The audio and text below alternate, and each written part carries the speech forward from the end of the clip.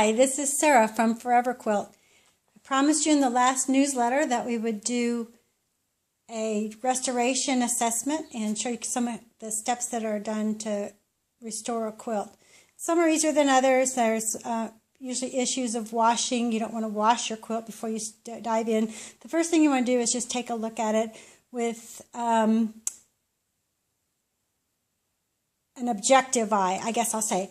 I know it's sentimental and all that, and you may have remembered its glory days. We're just going to look at it with an objective eye. What I look at when I see this quilt is that it's actually in pretty good shape. The color's a little bit faded, but that's going to happen. But what I really want to see is if it has any actual damage. Where you're normally going to get that is on the edges. And the edges on this quilt look pretty good. I mean, it's just a fold over hem. A lot of times a bias binding will hold up a little bit better because of the thicknesses, but this is in pretty good shape. We come around to here, and that's when we start seeing some damage on the fabric. So there's quite a bit here, and yet we really don't have any chunks missing. We can deal with this, and there's a little bit there. It's really forgiving, isn't it, that dark blue? I think there's another little rip right here. So a little bit of damage. I've been over the whole quilt, actually, before I turned on the camera, and saw that that's really about the only place where we have tears in the fabric. This quilt was hand quilted, and it has, I think, 56 squares of these little diamonds with the pinwheels in them. And I looked in the back and found that about 3/4 of them were done.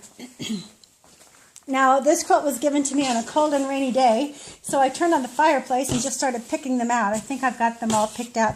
But you can see, I hope you can see in the camera, that where this had been quilted. Can you see that? Anyway, there's stitching marks. There they are. And so about 3/4 of them were done. There's some staining and all that. So if you're going to bring your quilt to someone, or if you're going to do it yourself, that's kind of the least of your worries to begin with. You want to see the damage. You want to get an overall assessment of what you're up against. So that was my first step. And then, as I said, I couldn't resist sitting by the fire with a warm blanket over me and just picking out the threads. The next thing that I'm going to do is to get some fusible interfacing. You use Stitch Witchery, kind of the same thing. And I'm going to cut little pieces to insert in there, and then I will iron them down. I'll show you that in another step. After that is done, I'm going to put this on the frame and baste it all over. I can easily do that on my long arm frame. You can easily do a quilt this size on your home machine, not a problem. But I'm going to baste it with real long stitch, because what I really think the next step does need to be done is washing, for a couple of reasons. First of all, it's old and it needs to be washed. A washing should brighten this up. If you use I really recommend one of the detergents that is colorless. You know, it doesn't have any color, doesn't have any scent to it. It's just, you know,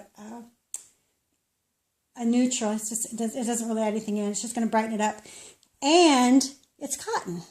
So it's like when you take your jeans out of the dryer and you think, oh boy, time to go on a diet. And then 2 days later you think, oh, I can eat anything I want. Well, that's because cotton stretches and pulls back. And after I baste this, and I know that the fabric isn't going to go anywhere, then I'm going to throw it on a real gentle wash. And so that'll be 2 steps down, because again, we're going to do correct the ripping, and then we'll baste it. So you'll see that in another video. Okay, good start. Thanks for watching.